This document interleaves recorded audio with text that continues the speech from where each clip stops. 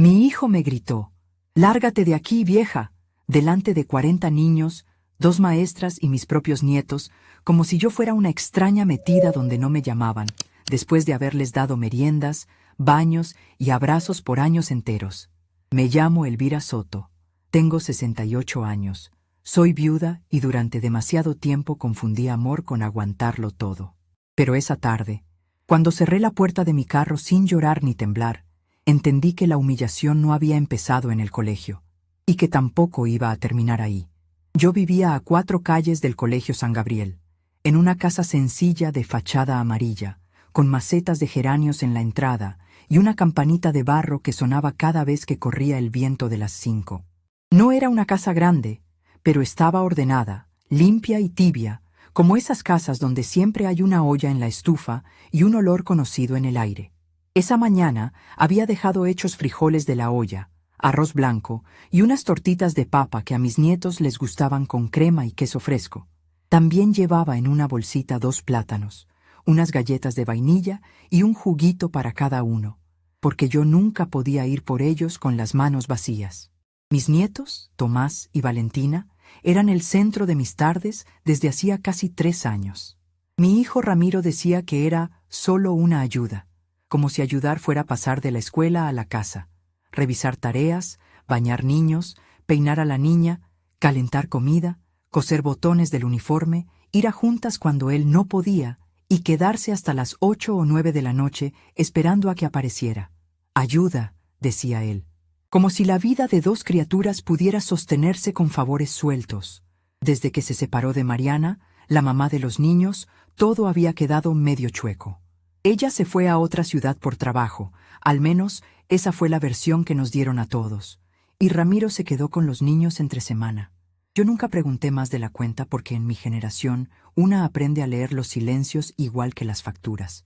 Aunque no te gusten, ahí están. Lo cierto es que si yo no hubiera estado, esos niños habrían comido comida rápida 4 veces por semana y dormido con los zapatos puestos más de una vez. Yo fui maestra de primaria durante 34 años. No me jubilé con lujo ni con viaje al mar, pero sí con algo que vale más que el ruido del dinero: buen nombre. En mi barrio me conocían como Doña Elvira, la que siempre llevaba sopa al enfermo, la que sabía hablar con criaturas nerviosas, la que guardaba cada papel importante en su lugar, la que no levantaba la voz pero tampoco dejaba pasar una injusticia. Mis manos eran de mujer trabajadora, con venitas marcadas y dedos duros de tanto escribir en pizarrón, lavar platos y remendar ropa. Mi espalda ya no era la de antes, pero mi cabeza seguía clarita como agua de filtro. Ese jueves me arreglé como siempre: blusa celeste limpia, pantalón beige, aretes pequeños de perla falsa, mi bolso marrón de siempre y un rebozo ligero por si refrescaba. Llegué al colegio 15 minutos antes porque a mí me gusta llegar antes a todo. Los niños salen más tranquilos cuando te ven ya esperando. En la puerta había otros abuelos, 2 mamás jóvenes con cara de cansancio, un señor con casco de motocicleta en la mano y la señora Ofelia, que esperaba a su nieta de segundo. El sol de la tarde caía parejo sobre la banqueta. Se oían risas, mochilas arrastrándose, el pito del guardia de tránsito y el murmullo de los niños que ya olían a cuaderno, sudor y patio. «Buenas tardes, Elvira», me dijo el portero, don Julián, acomodándose la gorra. «Buenas tardes, Julián. Hoy traje galletitas, a ver si no me las pelean», le contesté sonriendo. Él soltó una risa corta. «Esos 2 la quieren mucho». Yo asentí, pero sentí una punzada rara, porque cuando alguien te dice «la quieren mucho», una también escucha lo que no se dice, más de lo que su papá se da cuenta. A las 3:10 sonó el timbre. Empezaron a salir los niños en fila, con sus mochilas enormes y sus voces llenando la entrada como pájaros en alboroto. Yo los vi enseguida. Tomás venía con la camisa por fuera y Valentina traía una trenza medio deshecha. Apenas me vieron, los 2 levantaron la mano. «¡Abuela!», gritó Valentina. Ese abuela siempre me acomodaba el corazón. Di un paso al frente, abrí los brazos, y en ese mismo momento escuché el rechinar brusco de un carro estacionándose mal, casi de lado, frente al colegio. No tuve que voltear para saber que era Ramiro.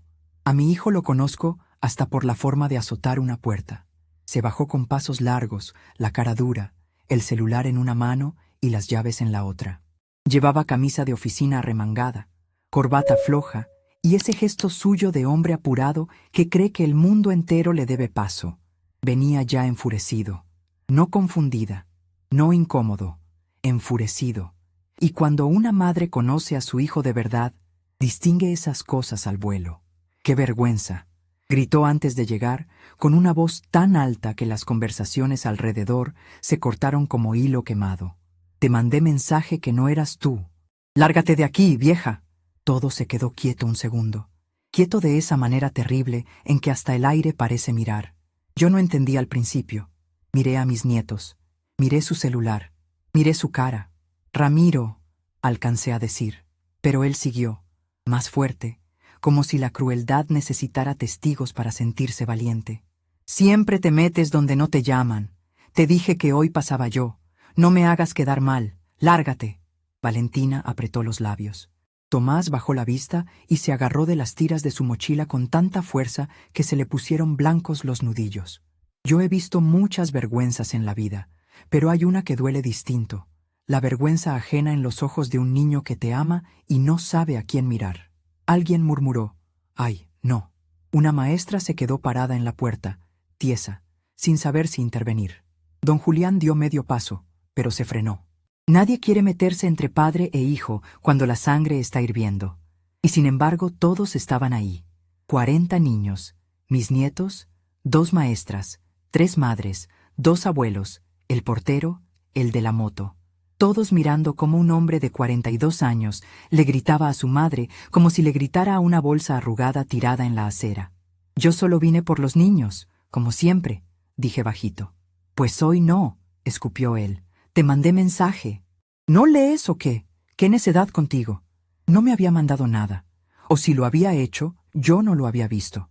A veces los mensajes entran tarde. A veces los celulares fallan. A veces la gente buena merece un margen. Pero en ese momento entendí que ya no importaba la verdad del mensaje. Lo importante para él era exhibirme, ponerme en mi sitio, convertirme en estorbo delante de todos. Tomás levantó los ojos y me miró con una angustia que me partió el alma. «Abue», dijo apenas, muy quedito. Ramiro le puso una mano en el hombro, pero no de cariño, de posesión. «Vámonos». Valentina no se movió enseguida. Se quedó clavada en el piso como si sus zapatos pesaran demasiado. Yo vi cómo le tembló la barbilla. Entonces me sonó adentro una verdad vieja. A veces los hijos creen que humillan a su madre, pero en realidad les están enseñando a sus propios hijos cómo se maltrata a quien los ama. No dije nada más. No lo defendí. No me defendí. No porque no pudiera, sino porque hay escenas donde responder sería regalarle al agresor el espectáculo completo. Yo ya había sido maestra demasiados años para no reconocer una rabieta de hombre crecido delante de público. Acomodé la correa de mi bolso sobre el hombro, enderecé la espalda, miré a mis nietos con toda la ternura que me cabía sin romperme en la cara, y dije, con una calma que ni yo sabía que tenía: «Está bien, solo eso». Me di la vuelta, caminé hasta mi carro, abrí la puerta, entré, cerré con cuidado, ni de golpe ni despacio, como quien todavía se respeta. Desde el parabrisas vi a Valentina volver la cabeza para buscarme. Vi a Tomás caminar pegado a su papá, chiquito de hombros aunque ya estaba creciendo. Vi a la maestra de cuarto ponerse la mano en el pecho. Vi a don Julián mirar al piso, avergonzado por una vergüenza que no era suya. Y entonces sentí ese tipo de dolor que no empieza en el pecho, sino en la garganta, como si te hubieran metido una piedra caliente entre el aire y las palabras. No arranqué enseguida. Apoyé las manos en el volante y me quedé quieta. Mis dedos estaban fríos. En la radio sonaba una canción vieja, pero la apagué. Lo último que necesitaba era música tratando de acompañar lo que yo ni siquiera podía nombrar. «Lárgate de aquí, vieja». Lo repetí por dentro y me supo a metal. No lloré. Eso me sorprendió. Yo pensé que iba a llorar ahí mismo, doblada sobre el volante como una mujer cualquiera hecha trizas. Pero no. Sentí otra cosa. Una tristeza gruesa, sí. Una vergüenza clavada. Un cansancio antiguo. Y debajo de todo eso, como una brasa que recién agarra aire, una claridad nueva. Manejé hasta mi casa despacio. En cada semáforo me venían imágenes como ráfagas. Ramiro a los 8 años con fiebre y yo pasando la noche a su lado. Ramiro a los 12, cuando le cosí el pantalón del festival a las 11 de la noche porque se le había roto. Ramiro a los 19, llorando en mi cocina porque lo habían corrido de un trabajo, y yo le dije, uno cae, mijo, pero no se queda tirado. Ramiro a los 30 y tantos, dejándome a los niños con una mochila y un «Amá, hazme el paro». Ramiro comiéndose la sopa que yo le guardaba, usando mi lavadora, trayéndome recibos para que yo los ordenara, porque él se hacía bolas. Y ahora Ramiro, en la puerta del colegio, gritándome vieja como si la vejez me quitara nombre, historia y lugar. Al llegar a mi casa me recibió el olor de los frijoles ya espesos y la campanita moviéndose apenas con la brisa. Todo estaba igual. Ahí estuvo lo más raro. Cuando una viene humillada del mundo, espera que la casa también lo sepa. Pero la mesa seguía puesta con sus individuales. Las tortitas seguían tapadas. Los vasos de los niños estaban listos en la encimera. En una silla estaba el suéter rosa de Valentina que dejó 2 días antes. Junto al refrigerador, el dibujo de Tomás con un sol chueco y 3 personas tomadas de la mano. Él, su hermana y yo. No pude más. No lloré por el grito. Lloré por los vasos servidos. Me senté en una silla de la cocina y dejé que saliera todo sin escándalo. Las lágrimas me cayeron parejas, sin sollozo, como cae la lluvia cuando el cielo ya venía cargado hace rato. Lloré por la humillación, sí, pero más por la costumbre. Porque de pronto empecé a ver muchas escenas juntas que antes yo había barrido bajo el tapete del amor de madre. La vez que me dijo, no hagas drama, cuando llegué con la presión baja y aún así me dejó a los niños 3 horas más. La vez que canceló una comida el día de la madre y me mandó un mensaje a las 10 de la noche. Luego te compenso. La vez que Valentina me contó que su papá decía, tu abuela se mete mucho. La vez que Tomás llegó sin tarea hecha y me dijo, inocente, papá dijo que tú te encargas de eso mejor. No había empezado en el colegio. Empezó el día en que yo acepté ser imprescindible y al mismo tiempo invisible. Me limpié la cara con la punta del mandil. Me serví un vaso de agua con limón. Y entonces hice algo que llevaba años haciendo cada vez que la vida se me quería subir al cuello. Me senté derecho y me puse a pensar. Yo no era una mujer de pleitos, tampoco de escándalos, pero sí era una mujer de orden, de memoria, de papeles, de fechas, de detalles. En la escuela me decían en broma que yo podía reconstruir un semestre entero con solo ver una libreta mal cerrada. Nunca fui descuidada con nada importante, mucho menos con niños.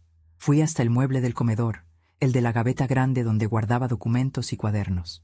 Saqué una carpeta color vino, luego otra azul, luego una caja de plástico transparente. Ahí estaba todo. Autorizaciones de salida firmadas por Ramiro al inicio del ciclo. Copias de sus mensajes pidiéndome recoger a los niños. Notas de la maestra agradeciéndome haber asistido a reuniones en su lugar. Recibos de medicamentos que yo había pagado para que luego me los repusiera, cosa que casi nunca pasaba. Un calendario donde, por costumbre mía, yo marcaba los días que los niños comían en mi casa, dormían conmigo o pasaban la tarde entera bajo mi cuidado. Abrí mi libreta de tapas duras, la marrón. Ahí tenía años enteros de apuntes domésticos, citas médicas, pendientes, gastos, cumpleaños, avisos del colegio, cambios de horario. En una página de hacía 4 meses, con mi letra redonda, se leía: Ramiro pidió que recogiera a los niños toda la semana. Dijo que tenía junta grande. En otra, Tomás con fiebre. Se quedó conmigo hasta las 10:30. No contestó el papá. En otra, Valentina lloró porque no llevaron moño azul para el festival. Le cosí uno con listón guardado. Yo guardaba todo. No por desconfianza, sino porque así soy.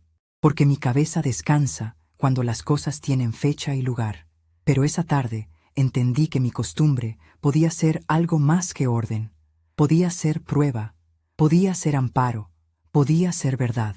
Me fui calmando mientras iba extendiendo papeles sobre la mesa. El dolor seguía ahí, pero ya no era una ola ahogándome. Era una línea recta dentro de mí, firme. Empecé a ver la escena del colegio no como una hija herida de la vida, sino como la mujer adulta que yo era. Y desde ese lugar el panorama cambió. Mi hijo me había gritado delante de todo el mundo, sí, pero además había hecho algo peor. Había puesto a 2 menores en medio de su necesidad de humillarme. Había confundido autoridad con violencia. Y eso, para una maestra vieja como yo, no era un simple arranque de mal carácter. Era una señal. Me preparé un café, aunque ya era tarde para café. El olor me llenó la cocina y me acomodó el ánimo. Pensé para mis adentros. A esta edad una ya no le teme al grito, le teme a seguir permitiéndolo. Y esa frase me hizo enderezarme todavía más. Tomé mi celular, revisé los mensajes. Ninguno decía que no fuera por los niños. Ninguno. Había uno a la 1:08 que solo decía, hoy salgo temprano. Nada más. Nada de no vayas. Nada de yo paso. Nada de no eres tú. Cerré los ojos un momento. No para contener rabia, sino para dejar que la verdad se asentara. Me gritó por gusto, me gritó por costumbre, me gritó porque creyó que yo iba a agachar la cabeza y mañana volvería como si nada, con las tortitas calientes y la culpa cargada en la espalda. Se equivocaba. Fui al cuarto donde guardaba mis cosas de la escuela. Aún conservaba, en una caja grande, mis sellos viejos, una campanita de escritorio, plumas, recortes, hojas membretadas de cursos, diplomas, cartas de exalumnos.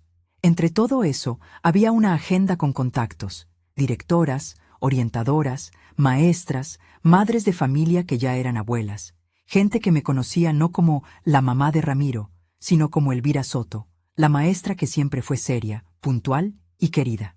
No pensé en venganza, pensé en límite, que no es lo mismo.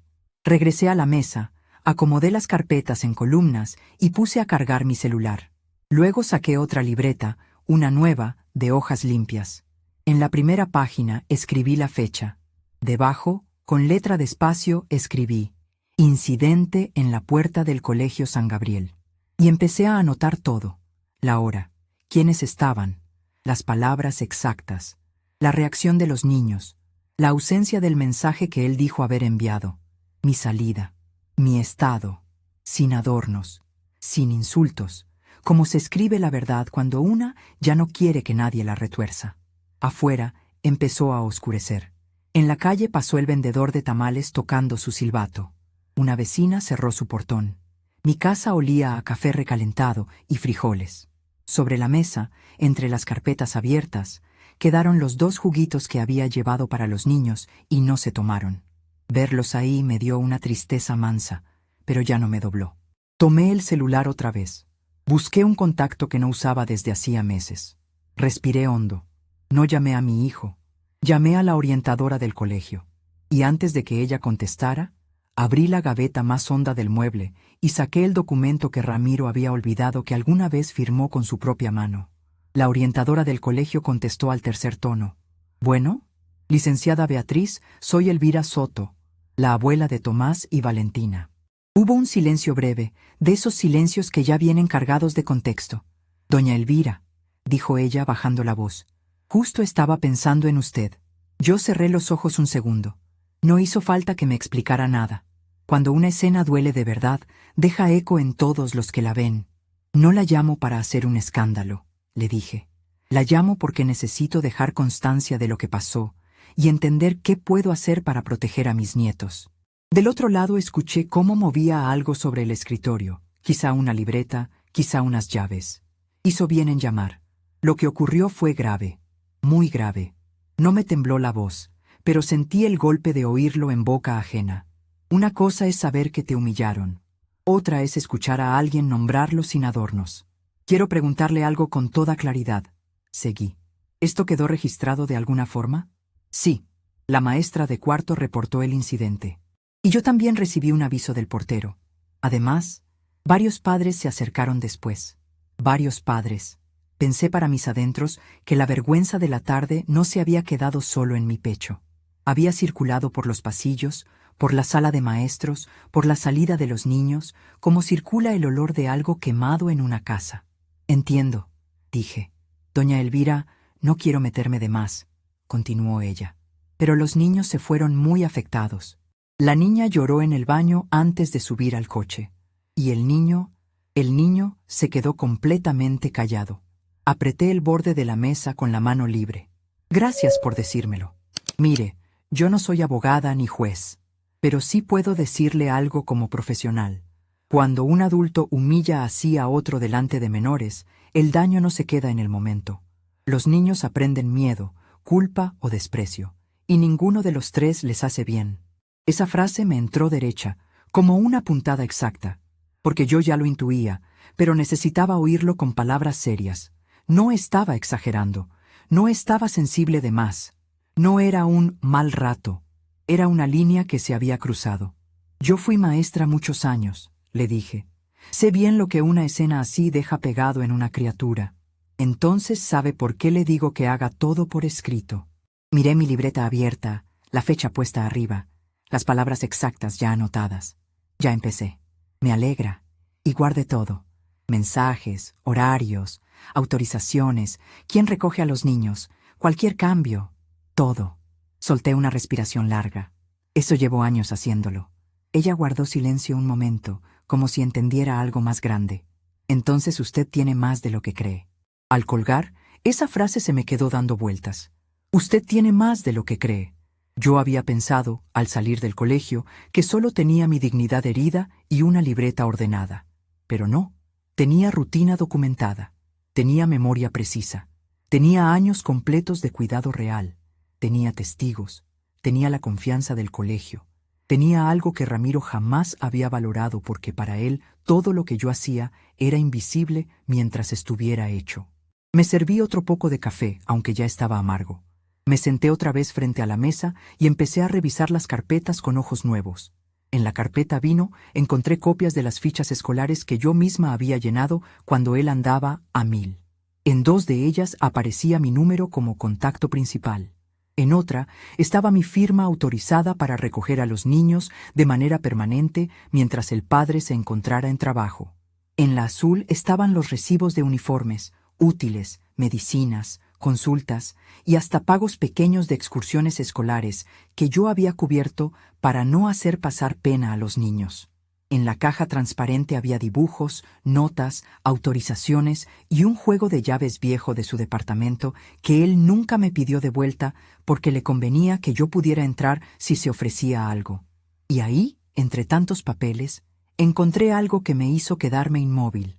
Era una hoja firmada por Ramiro hacía casi 1 año y medio, escrita de su puño y letra, donde decía que yo podía hacerse cargo de la rutina de los menores por tiempo indefinido durante una temporada complicada de trabajo. La redacción era torpe, pero clarísima. No era un documento notariado ni elegante. Era más bien una carta práctica, hecha con prisa, pero tenía fecha, firma y copia de su identificación engrapada atrás.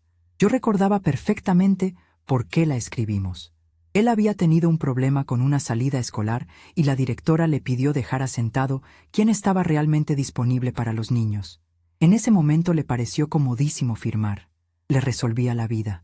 Ahora, sin saberlo, me acababa de dejar una prueba de años. Mira nada más, murmuré, sola en mi cocina. No era dinero. No era una herencia escondida. No era un abogado estrella esperando mi llamada. Era algo mucho más peligroso para un hombre como mi hijo. La verdad cotidiana puesta en orden. Seguí buscando. Saqué mi celular viejo, el que ya casi no usaba, pero guardaba fotos y mensajes antiguos. Tardó en encender, como viejito necio, pero encendió. Y ahí estaban, cadenas enteras de mensajes. Amá, no alcanzo. ¿Puedes recogerlos? Te dejo a los niños hoy otra vez. Perdón, llego tarde. Dales de cenar. Gracias, luego te pago lo del pediatra. Ponme de lo que gastaste en una lista. Lista que jamás me pagó completa, por cierto. No me dolió revisar eso. Me aclaró. Una madre se pasa media vida justificando. Pobrecito, trabaja mucho.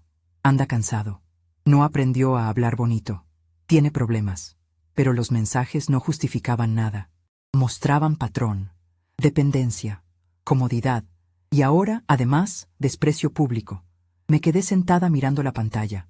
Afuera ya era de noche cerrada. El reflejo de la lámpara del comedor caía sobre los papeles como una luz de oficina doméstica, de esas que vuelven serio cualquier asunto. Pensé en Ramiro como seguramente me veía él. Una señora jubilada, sentimental, buena para cocinar, buena para esperar, buena para callar. Una de esas madres que siempre vuelven aunque les azoten la puerta, porque así son las mamás. Y ahí entendí con una claridad fría cuál era mi verdadero poder.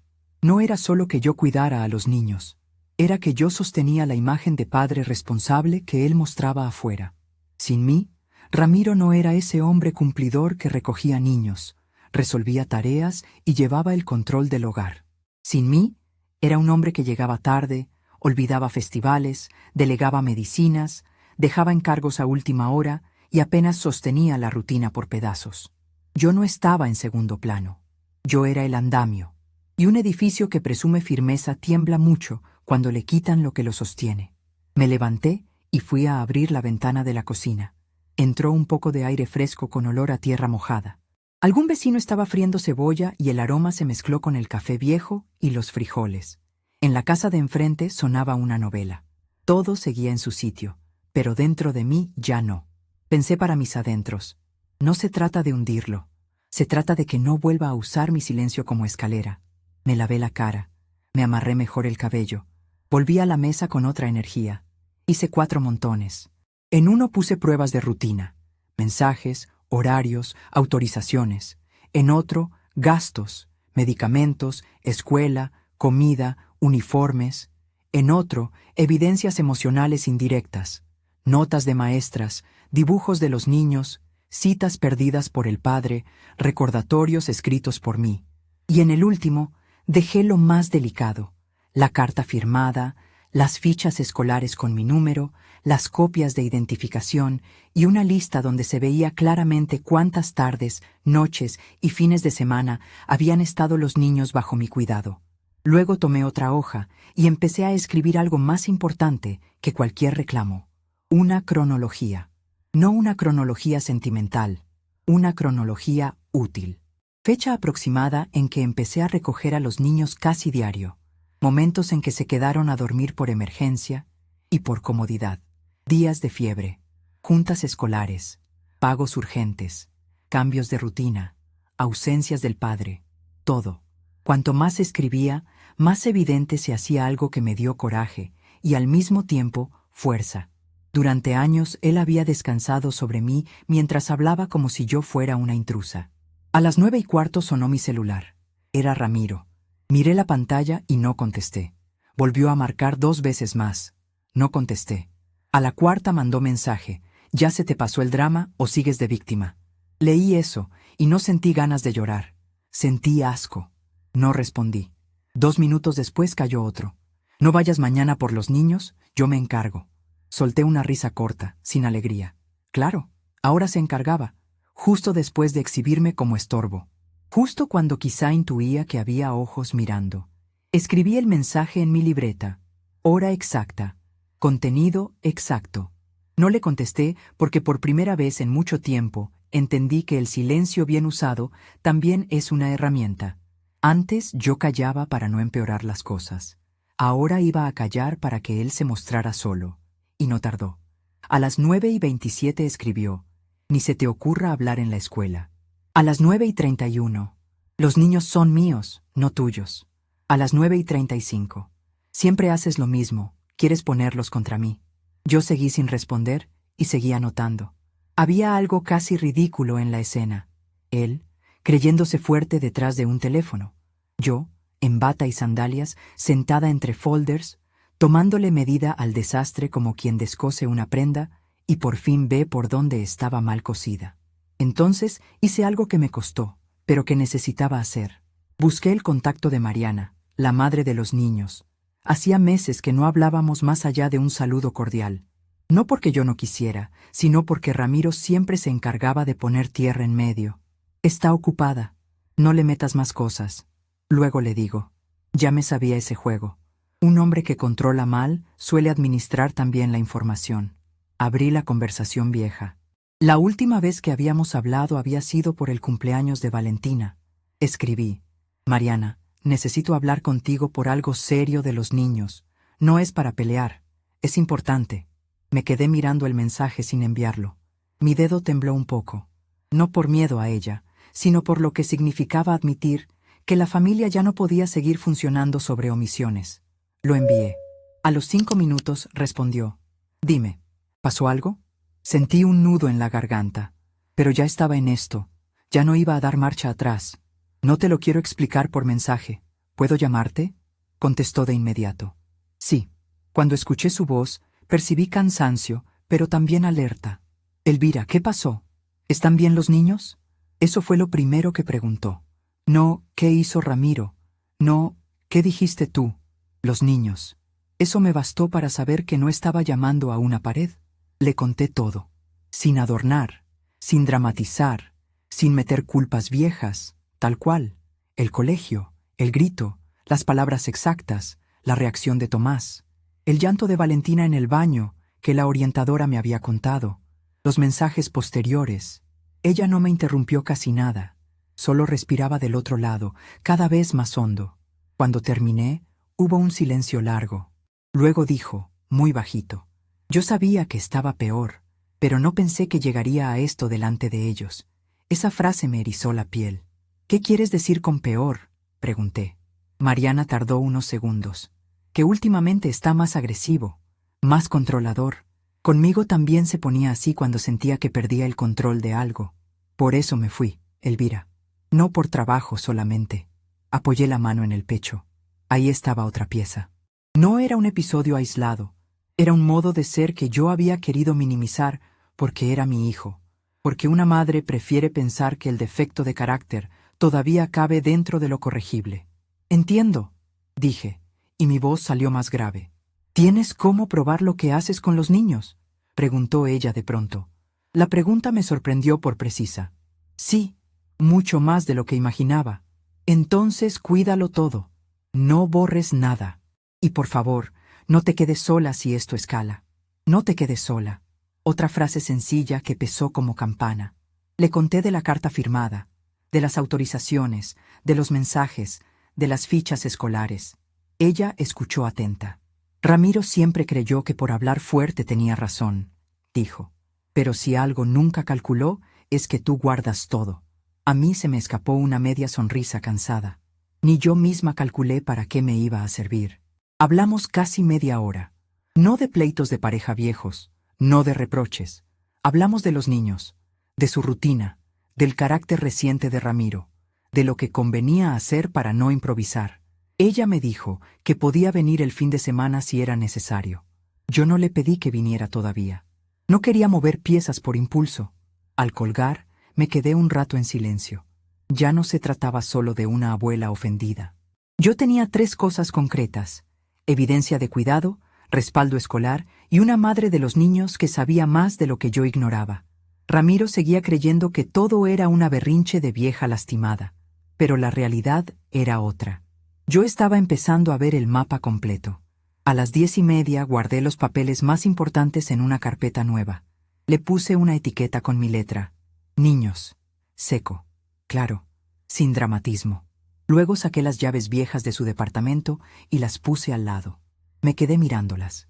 Durante años esas llaves significaron confianza, emergencia, ayuda, puerta abierta para resolver. Esa noche significaron otra cosa: acceso, orden, capacidad de verificar con mis propios ojos cosas que yo había dejado de mirar porque confiaba demasiado. Tomé la libreta y escribí una lista breve para el día siguiente. Hablar con la orientadora en persona. Pedir copia del reporte del incidente o constancia de observación. Revisar el departamento cuando los niños estén en la escuela. Confirmar medicinas, útiles, horarios, condiciones reales. No discutir por teléfono. Guardar todo. Dormí poco, pero dormí distinta. No con la humillación atravesada, sino con una decisión acomodándose. A la mañana siguiente, antes de que saliera el sol, me levanté, me até el delantal y puse agua a hervir para café. Afuera los pájaros empezaban a hacer su escándalo. La calle todavía estaba azulosa, medio dormida. Preparé pan tostado con mantequilla, pero casi no probé bocado. No por nervio, por concentración. Me vestí con ropa sencilla, como si fuera a un trámite cualquiera. Blusa crema, pantalón oscuro, zapatos bajos. Recogí la carpeta, la libreta y las llaves. Antes de salir, mi celular vibró otra vez. Era un audio de Ramiro. No lo abrí. Lo guardé. Metí el teléfono al bolso y cerré la puerta de mi casa con llave. La campanita de barro sonó detrás de mí. Bajé los 2 escalones de la entrada y caminé hacia mi carro con esa sensación extraña que una tiene antes de cruzar un umbral importante. No miedo, no furia, sino certeza. Primero iba a pasar por el colegio. Después, con esas llaves en la mano, iba a entrar al departamento de mi hijo sin avisarle. Y yo ya presentía que lo que iba a encontrar ahí no solo explicaría su grito, sino que me daría la pieza que todavía faltaba. Primero fui al colegio. Llegué a las 7:20 de la mañana, cuando el patio todavía olía a trapeador húmedo y a pan recién abierto de las loncheras. A esa hora los niños entran medio dormidos, las madres caminan rápido y los maestros cargan el día en la cara antes de empezarlo. Yo conocía ese mundo de memoria. Durante 34 años había caminado por pasillos así, con el bolso en un hombro y la responsabilidad en el otro. La licenciada Beatriz me recibió en su oficina a puerta cerrada. Era una mujer de unos 50 años, cabello corto, lentes discretos y manos de persona ordenada. Me ofreció asiento y agua. Yo acepté el asiento, no el agua. Gracias por venir tan temprano, me dijo. Gracias por recibirme. Puse mi carpeta sobre el escritorio, pero no la abrí de inmediato. Quise escuchar primero lo que el colegio tenía que decir sin influir con mis papeles. La licenciada entrelazó las manos. Voy a hablarle claro, doña Elvira. Lo de ayer no fue una situación menor. Tuvimos que registrar el incidente como evento de exposición verbal agresiva frente a menores. Me impresionó la precisión de la frase. Exposición verbal agresiva frente a menores. Así dicho, sonaba exactamente a lo que era. Algo más serio que un hijo maleducado. Entiendo. La maestra de Tomás dejó observación escrita. La auxiliar que acompañaba la salida también. Y el portero confirmó lo ocurrido. Asentí despacio. Necesito saber algo, dije. ¿Ustedes han notado cambios en los niños? Beatriz me miró por encima de los lentes, como quien decide cuánto puede decir sin cruzar una línea. Sí. En las últimas semanas, Tomás está más distraído y más alerta al mismo tiempo, si eso tiene sentido. Se sobresalta cuando levantan la voz. ¿Y Valentina? Empezó a preguntar mucho quién iba a recogerla cada día. Lo pregunta con ansiedad, no por simple curiosidad. Sentí una presión honda en el estómago. Eso no pasaba antes. No. Y le voy a decir algo que quizá le duela, pero creo que usted sabrá ponerlo en su lugar. Cuando los niños saben exactamente qué adulto es seguro, suelen nombrarlo siempre igual. Ellos la nombran mucho a usted. No respondí enseguida. Miré un punto fijo del escritorio para no dejar que la emoción me subiera a los ojos. Yo solo he hecho lo que tocaba, dije al fin. A veces eso es precisamente lo más importante. Entonces, sí abrí mi carpeta. Le mostré la autorización firmada, las fichas escolares, las capturas impresas de mensajes, el registro de recogidas y noches que habían pasado conmigo. No se lo di todo, solo lo suficiente para que viera que yo no estaba hablando desde el enojo. La licenciada fue revisando en silencio. Esto está muy bien organizado. Así llevo toda mi vida. Se nota. Levantó la hoja firmada por Ramiro y la leyó con atención. Esto no reemplaza un trámite legal formal, claro, dijo, pero sí deja clarísimo un patrón de cuidado sostenido. Patrón de cuidado sostenido. Otra frase seria. Otra confirmación de que yo no estaba magnificando nada. Quiero pedirle algo, dije. No un favor, una constancia. Beatriz entendió enseguida. Puedo hacer una nota de observación institucional, asentando que usted ha sido figura constante de recogida y apoyo escolar, y que ayer ocurrió un episodio de agresión verbal frente a los menores. Eso necesito. Se la preparo hoy. Respiré mejor. No porque un papel resolviera la vida, sino porque en asuntos familiares la verdad necesita salir del yo digo y empezar a ocupar hojas con membrete. Antes de irme, la licenciada me dijo algo más. Doña Elvira, le sugiero que no confronte sola a su hijo si sospecha que esto puede empeorar. No le conté todavía lo del departamento. Solo asentí. Voy a actuar con cuidado. Haga eso. Y otra cosa. Si hoy los niños llegan alterados, nosotros lo reportaremos también. Le di las gracias y me fui con la constancia provisional prometida para el mediodía. Al salir del colegio, me quedé un momento dentro del carro, con las manos sobre el volante. Ya tenía una pieza más, una pieza fuerte, pero lo siguiente no dependía de oficinas ni de protocolos. Dependía de mí. Saqué del bolso el llavero viejo. La llave del departamento de Ramiro seguía teniendo un plastiquito rojo que yo misma le puse años atrás para distinguirla. Lo miré y pensé en lo mucho que puede cambiar el significado de una cosa sin que la cosa cambie nada. Encendí el auto y manejé hasta el edificio donde vivía mi hijo. Era un conjunto de departamentos medianos, de esos que quieren parecer modernos, pero ya traen desgaste en las esquinas. Portón eléctrico, plantas mal cuidadas en la entrada, un pequeño lobby con espejo y olor a limpiador barato. Yo había entrado ahí cientos de veces. Con bolsas del súper, con niños dormidos en brazos, con sopa en recipientes, con fiebre ajena y prisa propia. Esa mañana entré distinto. No iba como madre disponible. Iba como mujer que por fin había decidido mirar. Subí por el ascensor al cuarto piso. El espejo del elevador me devolvió una imagen mía serena, incluso un poco más dura. No en el rostro, en la postura. Me di cuenta de que llevaba la carpeta apretada contra el pecho como si fuera escudo. Me obligué a aflojar. Frente a la puerta del departamento 407 me quedé quieta unos segundos. Escuché. Nada. Metí la llave. Abrió. Lo primero que me golpeó fue el olor. No un olor insoportable, pero sí ese olor de casa descuidada. Comida vieja, ropa húmeda, encierro y algo agrio debajo. Entré despacio y cerré tras de mí.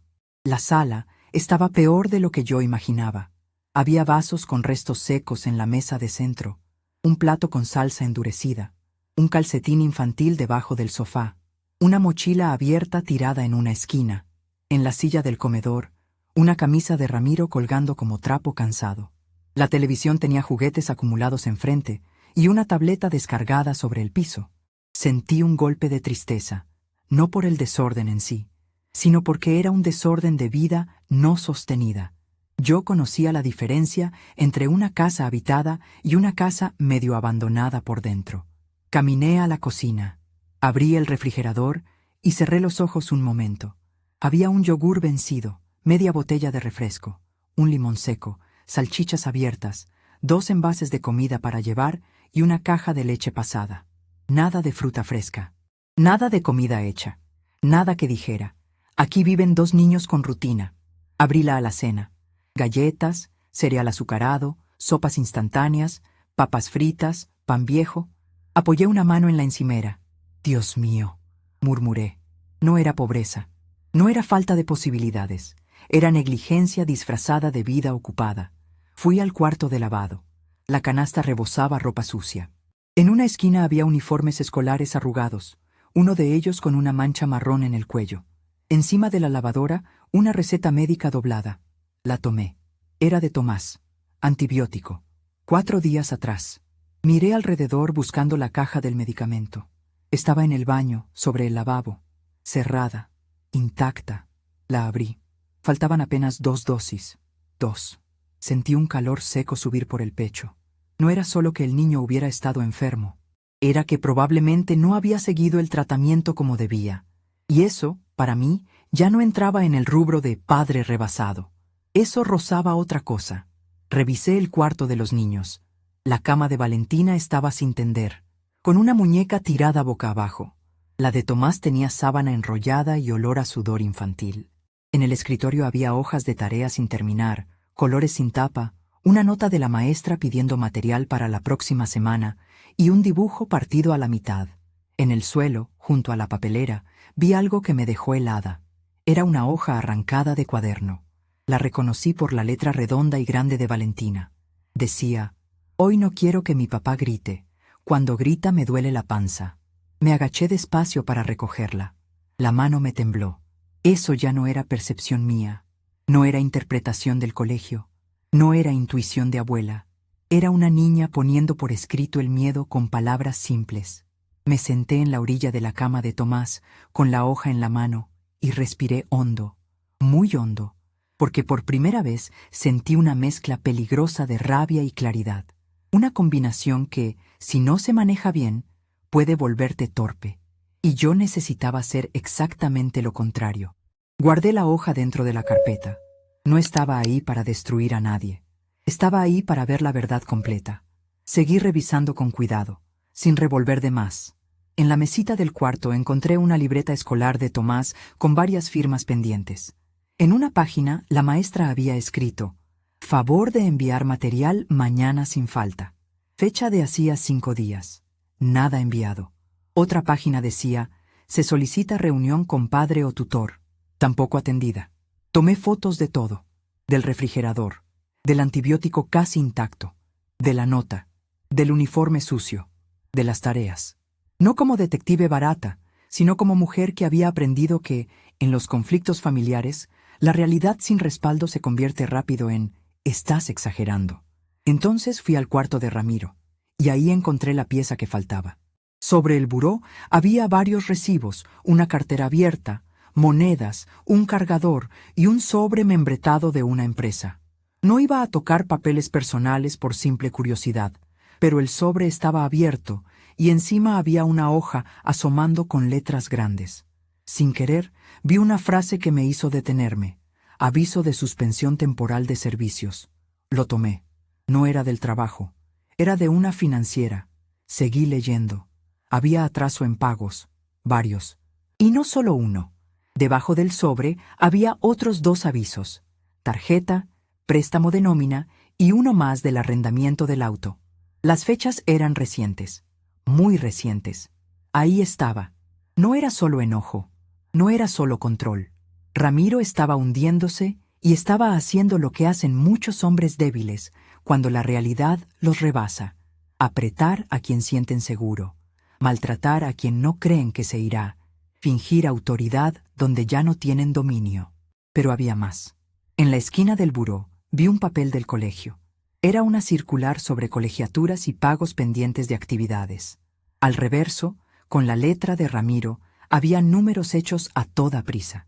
Sumaba, restaba, tachaba. En medio de todo, una frase escrita con rabia: «Mi madre que deje de meterse». Me quedé mirando eso. Ni siquiera me dio dolor. Me dio estructura. Porque de pronto entendí el mecanismo entero. Él no estaba simplemente harto de mí. Estaba desesperado. Y la desesperación, en lugar de hacerlo más responsable, lo estaba volviendo más agresivo, más caótico, más injusto. Volví a la sala y me senté en el comedor. No sabía cuánto tiempo tenía antes de que alguien regresara, así que repasé mentalmente lo encontrado.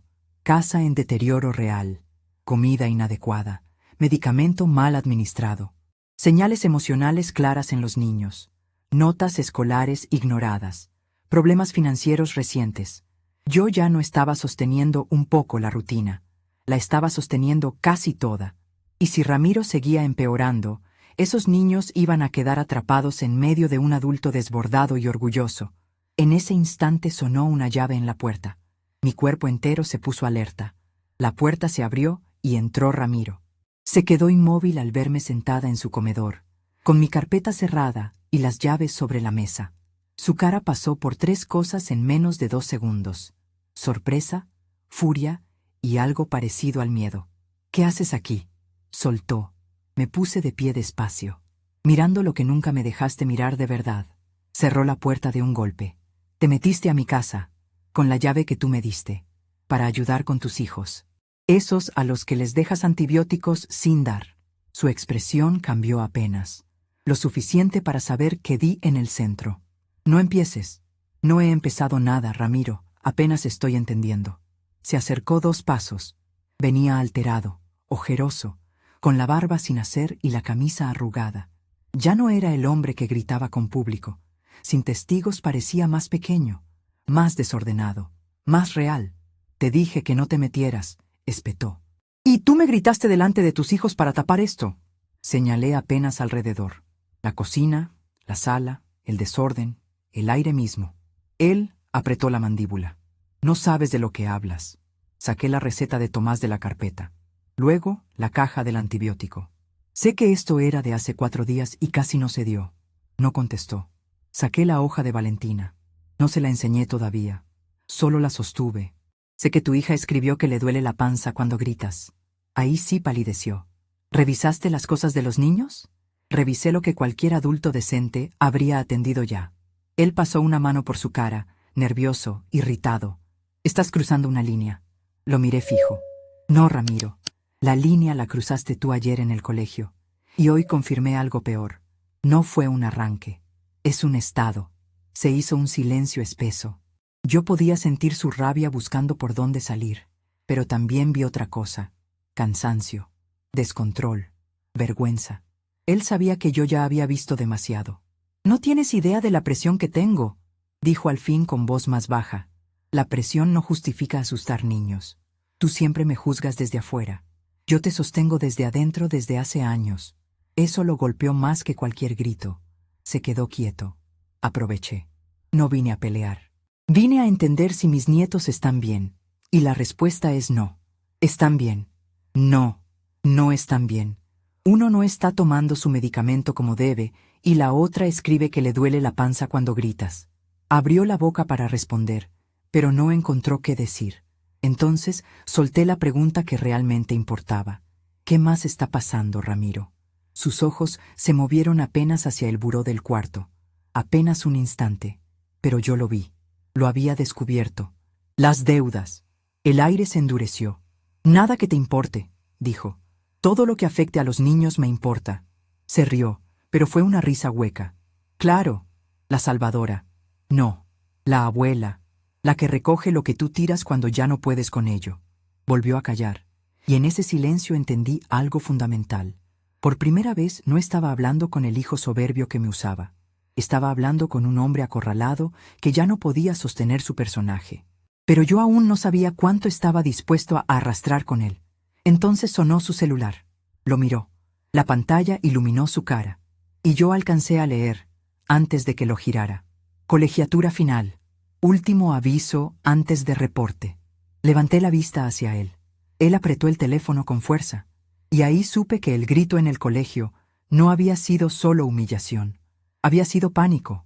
Yo no aparté los ojos de su cara. Él sí apartó los suyos de los míos. Eso, en un hijo adulto, dice más que cualquier explicación. Tenía el teléfono apretado en la mano como si pudiera estrujarlo hasta desaparecer el mensaje. Pero los mensajes no desaparecen por apretarlos. Las deudas tampoco, ni el miedo, ni los hijos mirando todo. ¿No vas a contestar?, pregunté. Ramiro bloqueó la pantalla. No es asunto tuyo. Ya vi que sí.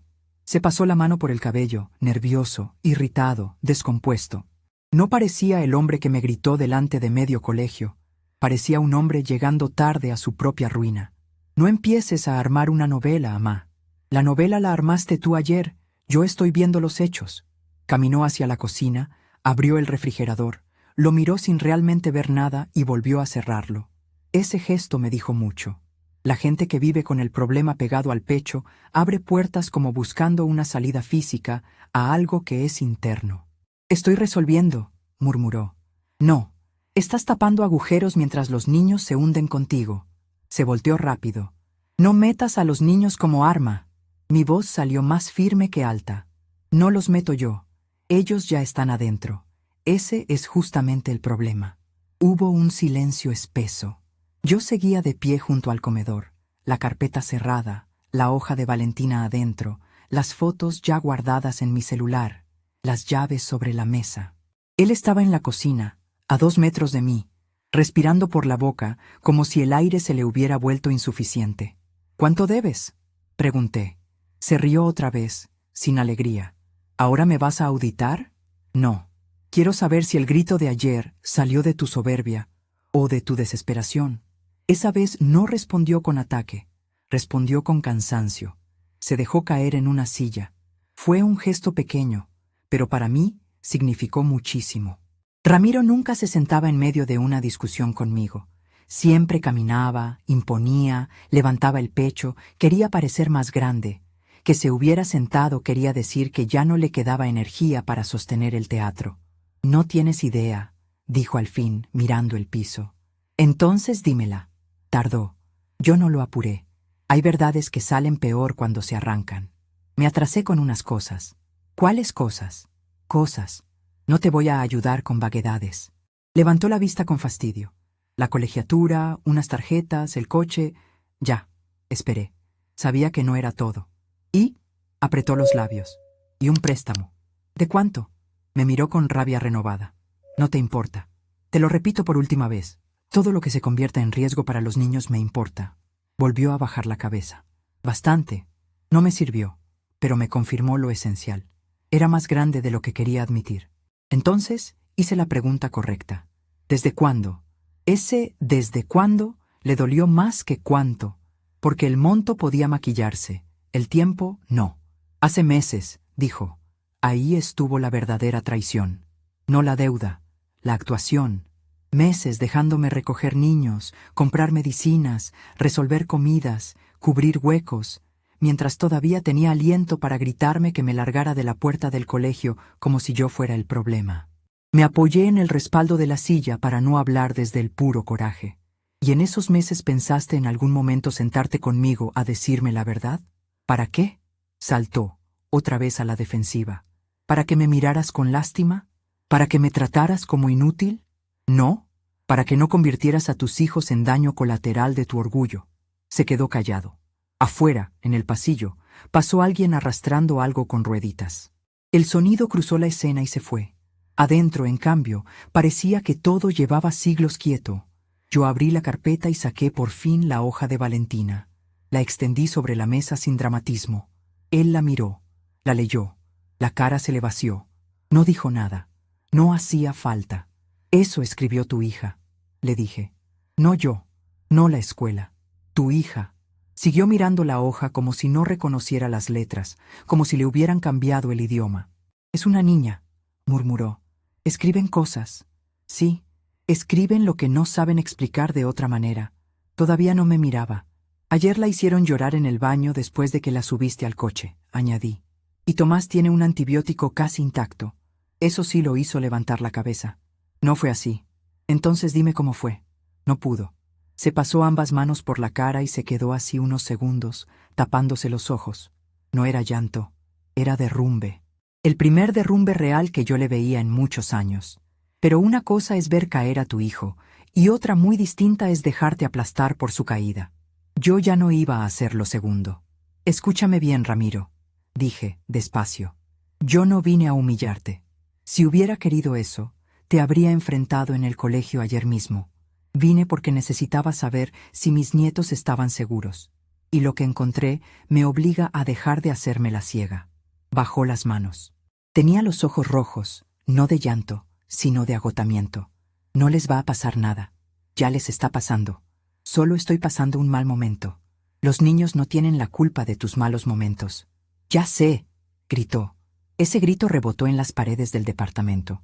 Más corto que el del colegio, menos teatral, pero suficiente para confirmar todo. Yo no me moví. Mira cómo incluso ahora se te va la voz hacia arriba antes que la responsabilidad. Él apretó los dientes. Tú siempre haces que todo suene peor. No. Yo llevo años haciendo que todo funcione mejor de lo que realmente está. Eso lo dejó quieto otra vez. Porque era verdad. La verdad no siempre entra como trueno. A veces entra como algo peor. Una frase imposible de refutar. Se levantó de la silla y caminó hasta la ventana. Corrió apenas la cortina y volvió a soltarla. No quería que nadie se enterara, dijo. ¿De cuál parte? ¿De que debes dinero? ¿O de que no puedes con los niños solo? De nada. Pues ya se enteraron tus hijos de que gritas, la escuela de que pierdes el control, y yo de que tu casa se está cayendo por dentro. Guardar silencio ya no protege a nadie. Se apoyó con las manos en el marco de la ventana. Estoy por cerrar un negocio, dijo como si eso fuera tabla de salvación. Si sale, acomodo todo. Sentí una punzada de cansancio. Conocía esa clase de promesa. Los «cuando salga esto», «cuando me paguen aquello», «no más aguanta esta semana». La vida real de los niños no se sostiene con futuros hipotéticos. Y mientras sale, ¿quién les da de comer bien? ¿Quién verifica tareas? ¿Quién administra medicinas? ¿Quién absorbe tus gritos? No contestó. Yo saqué otra hoja de la carpeta, la autorización firmada donde me dejaba a cargo de la rutina de los menores. La puse junto a la nota de Valentina. 2 papeles. En uno, su comodidad. En el otro, la consecuencia. Los miró ambos. No vas a usar eso contra mí, dijo, ya no con fuerza, sino con susto. Lo observé en silencio 2 segundos antes de responder. Voy a usar todo lo necesario a favor de ellos. Ese ellos cambió la temperatura de la conversación. Ya no éramos él y yo. Eran los niños en el centro, y eso lo sabía. ¿Qué quieres?, preguntó. Por fin. No qué estás haciendo, no por qué te metes, no sal de mi casa. ¿Qué quieres? Ese era el primer gesto real de alguien que empieza a entender que ya no dirige la escena. Yo contesté sin rodeos. Quiero 3 cosas inmediatas. Él no habló. Primera, hoy mismo voy a recoger a los niños. Se giró de golpe. No. Sí. Y no te lo estoy pidiendo. No puedes decidir eso. Saqué mi celular y se lo mostré con la conversación guardada, los mensajes de anoche, los horarios, las fotos. Puedo decidir no dejarlos esta tarde aquí como si nada.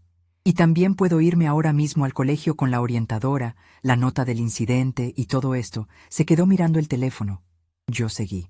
Segunda, Tomás va a retomar su tratamiento como corresponde, y Valentina no vuelve a escuchar un grito tuyo sin que quede asentado en algún lado. Respiró hondo, por la nariz.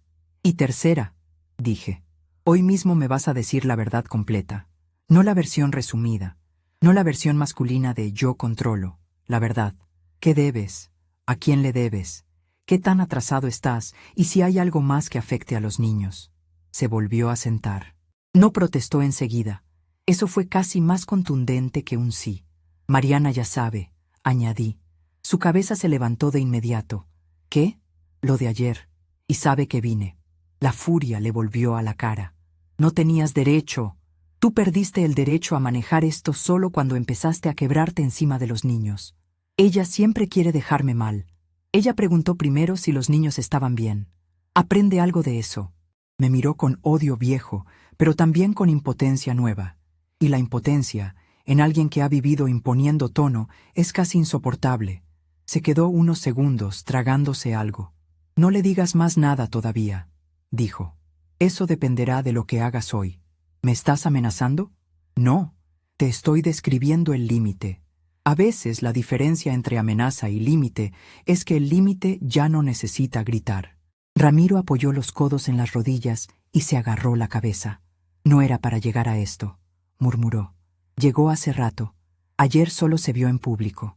Por primera vez desde que entró al departamento, me miró como adulto mirando a otro adulto y no como hijo creyendo que aún puede manipular a su madre con tono, culpa o cansancio. Debo 4 meses de colegiatura, dijo. No cambié el gesto. Sigue. 2 del coche. Sigue. 3 tarjetas. Sigue. Tardó. Y un préstamo personal. ¿Para qué? No respondió. ¿Para qué, Ramiro? Se humedeció los labios. Para cubrir otras cosas. ¿Cuáles? Silencio. Y entonces entendí que todavía faltaba una capa. No era solo deuda. Era destino de deuda. ¿Hay alguien más metido en esto? Pregunté. Le tembló un músculo en la cara. Ahí estaba. Respóndeme. No, pero mintió mal. Yo fui maestra. Vi miles de niños mentir por miedo, por vergüenza, por impulso. Los adultos no mejoran tanto como creen. ¿Hay alguien más? Repetí. No. Lo miré fijo. Ramiro. Entonces sonó otro mensaje en su teléfono. Esta vez no lo soltó. La pantalla se encendió sobre la mesa porque lo había dejado boca arriba, y yo alcancé a leer un nombre antes de que lo cubriera con la mano. Lorena debajo, apenas una línea. No me vayas a salir con que tu mamá ya sabe. El aire cambió, no por sorpresa absoluta. A esa altura, yo ya sabía que había algo más. Cambió porque de pronto la deuda, el pánico y el grito encontraron un rostro detrás. No dije nada durante 2 segundos. 3. 5. Luego levanté la vista hacia él. Él ya no estaba pálido. Estaba descubierto. Así que no era solo dinero, dije. No respondió. Era mentira sostenida con dinero. Siguió sin responder. ¿Quién es Lorena? Cerró los ojos. Y ahí, en medio del departamento oliendo a encierro, con la nota de su hija sobre la mesa y las deudas respirando por todas partes, comprendí que yo aún no había visto lo peor, porque una cosa es un hombre quebrado, y otra, muy distinta, Es un hombre quebrado intentando sostener dos vidas al mismo tiempo. Yo no levanté la voz. No hacía falta. A veces, el silencio de una madre decepcionada pesa más que un grito de iglesia llena. Ramiro puso el teléfono boca abajo sobre la mesa, como si con eso pudiera borrar el nombre que yo acababa de ver. Pero los nombres vistos ya no se desven, igual que las escenas, igual que ciertas frases dichas delante de los hijos. ¿Quién es Lorena?, repetí. Él se quedó mirando la madera de la mesa. No es lo que piensas. Sentí un cansancio tan hondo que casi me dio risa. Todos ustedes dicen eso cuando ya es exactamente lo que una piensa. Levantó la cara de golpe. No hables como si supieras todo. No sé todo. Sé lo suficiente. Sé que debes dinero, que la colegiatura está por reventarte en la cara, que tu casa está cayéndose a pedazos, que tu hijo no tomó su antibiótico, que tu hija le tiene miedo a tus gritos. Y que hay una mujer escribiéndote para preguntar si tu madre ya sabe. Con eso me alcanza para entender que aquí no había solo estrés. Se pasó la mano por la nuca. No metas cosas personales en esto. Tú las metiste en la vida de los niños, en el momento en que afectaron su comida, su escuela y su paz. Hubo un silencio seco. Luego, muy bajo, dijo, es alguien, como si una persona pudiera explicarse sin nombre, sin lugar y sin consecuencias. ¿Desde cuándo?, pregunté. Tardó en contestar. Unos meses. ¿Cuántos? No sé. No me mientas con flojera, Ramiro. ¿Cuántos? Apretó los labios. 8. Casi 9. 9 meses.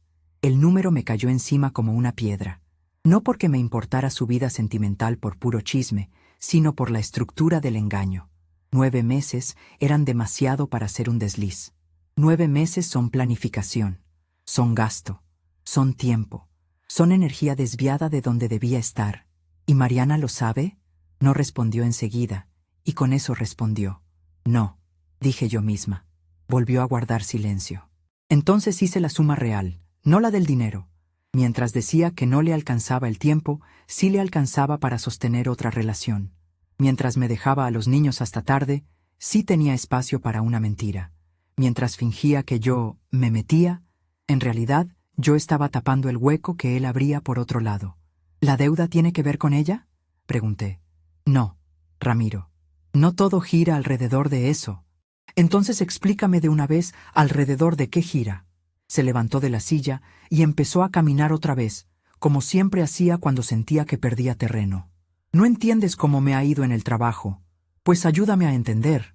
Bajaron comisiones. Se me juntó todo. Empecé a usar una tarjeta para cubrir otra. Luego pedí un préstamo. Luego se quedó callado. Luego, ¿qué? Luego ya no me alcanzó. ¿Y Lorena? Se volteó irritado. Lorena no me pidió nada. Esa frase sola ya decía demasiado. No le pregunté si le había pedido. Pregunté si tenía que ver con la deuda. Él respondió defendiéndola. Eso me confirmó que sí estaba metida en el centro del problema emocional, aunque él quisiera maquillar lo económico. ¿Le estabas pagando cosas?, dije. No. ¿Salidas? ¿Regalos? ¿Ayudas? No como crees. Contéstame sin poesía. Se quedó inmóvil, derrotado por la precisión. A veces la ayudé, murmuró. Ahí estuvo. No necesité más detalles para entender la mecánica. Un hombre que no completa medicinas, pero a veces ayuda a otra mujer. Un padre que se atrasa con la escuela, pero sostiene otra vida paralela con dinero que no tiene. No era solo irresponsabilidad, era elección. Respiré hondo para que la rabia no me nublara. Y mientras tanto yo pagando útiles, comida y consultas porque andabas apretado. No tuvo cara para mirarme. Te iba a pagar. No, me ibas a seguir usando. Ese golpe le entró completo. Porque era verdad. Yo no era apoyo en su historia. Era recurso. La diferencia duele muchísimo cuando por fin se nombra. Ramiro se dejó caer otra vez en la silla y clavó la vista en el teléfono boca abajo. Yo lo observé con una mezcla difícil de describir. No era solo enojo, era duelo. Duelo por el hijo que yo había querido seguir viendo como hombre cansado y no como adulto tomando malas decisiones en cadena. ¿Los niños la conocen?, pregunté. Tardó demasiado.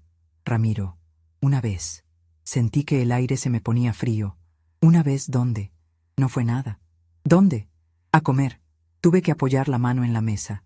¿Llevaste a tus hijos con esa mujer? No la presentes así. ¿Así cómo? Como la persona con la que andas mientras no pagas la colegiatura de tus hijos. Se levantó con violencia. Ya basta, yo no me moví ni un centímetro. No, basta fue ayer, cuando les gritaste a tus hijos a través de mí. Hoy toca escuchar. Nos quedamos frente a frente, él respirando fuerte, yo quieta. Y en ese momento vi algo que me terminó de ordenar por dentro. Mi hijo seguía creyendo que el volumen podía salvarlo, que si se inflaba lo suficiente, quizá yo retrocedía. Pero yo ya había cruzado ese puente. El miedo se me había acabado en la puerta del colegio.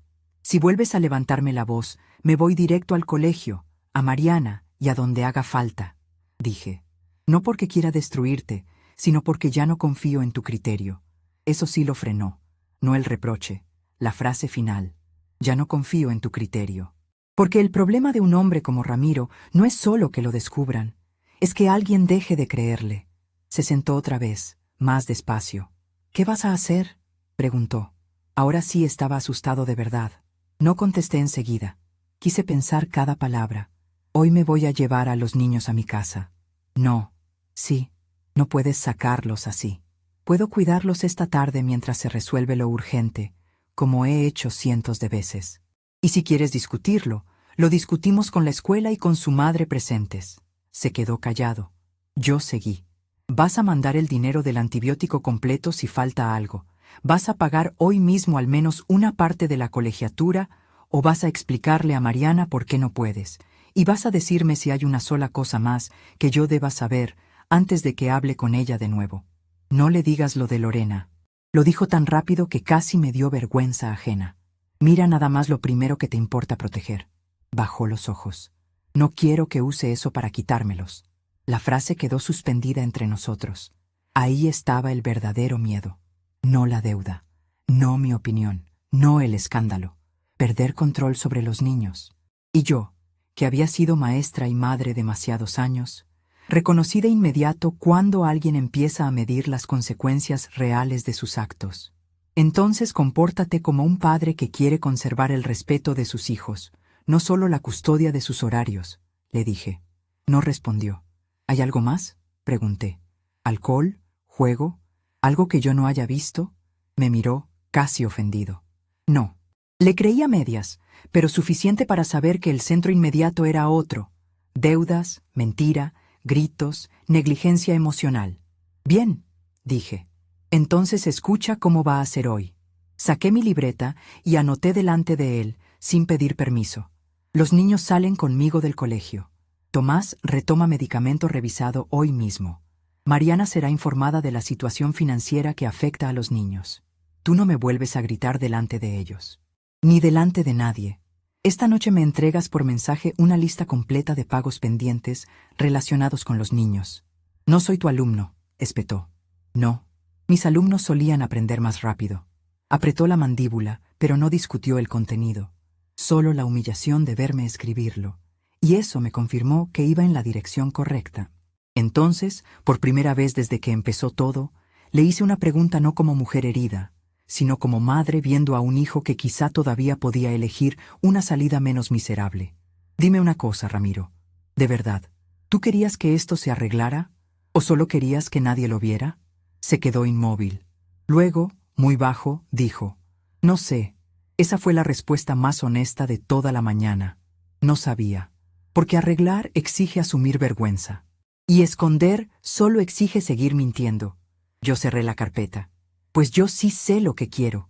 Quiero que los niños pasen esta noche tranquilos, y para eso necesito sacarlos de en medio de tu caos inmediato. No les digas nada raro. No pienso meterlos en cosas de adultos. Aprende tú a hacer lo mismo. Tomé las llaves de la mesa y se las puse enfrente. Aquí están. No vuelvo a entrar así. La próxima vez será con algo más claro y con alguien más presente. Su cara cambió apenas. Entendió perfecto. No lo estaba amenazando con policía ni con espectáculo. Le estaba diciendo algo peor para él, que la improvisación se había terminado. Agarré mi bolso. Él habló cuando ya iba hacia la puerta. Amá. Me detuve, sin girarme del todo. Su voz salió distinta, más joven, casi como cuando era muchacho y todavía no sabía pedir ayuda sin resentirla. No quería que me vieras así. Cerré los ojos un segundo. Esa frase me dolió más que varias otras, porque por un instante vi, debajo del adulto egoísta, al niño orgulloso que siempre confundió debilidad con indignidad. Pero yo ya no podía permitir que ese niño mandara sobre la vida de 2 nietos. Me volteé, pues yo no quería verte convertido en alguien a quien sus hijos le tienen miedo. No contestó. Abrí la puerta. Y antes de salir, añadí: todavía estás a tiempo de decidir qué vergüenza prefieres cargar, la de reconocer lo que hiciste o la de que otros tengan que ponerles protección a tus hijos por ti. Salí al pasillo con el corazón durísimo. Bajé por el ascensor sin mirar a nadie.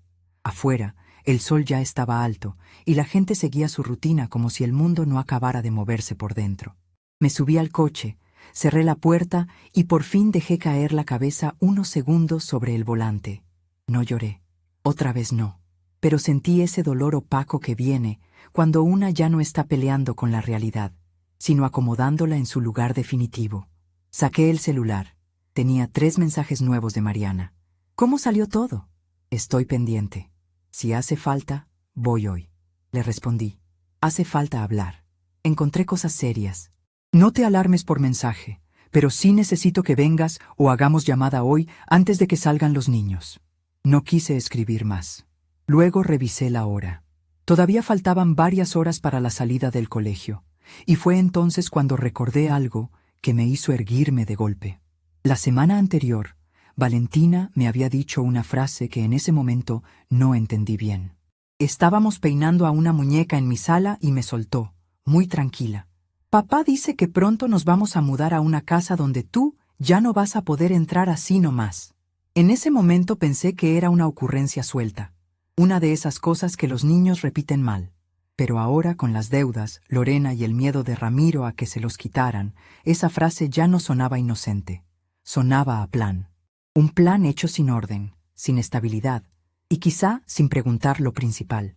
Si de verdad pensaba mover a los niños de casa, de rutina o incluso de ciudad para tapar su desastre, entonces esto ya no era solo una crisis doméstica.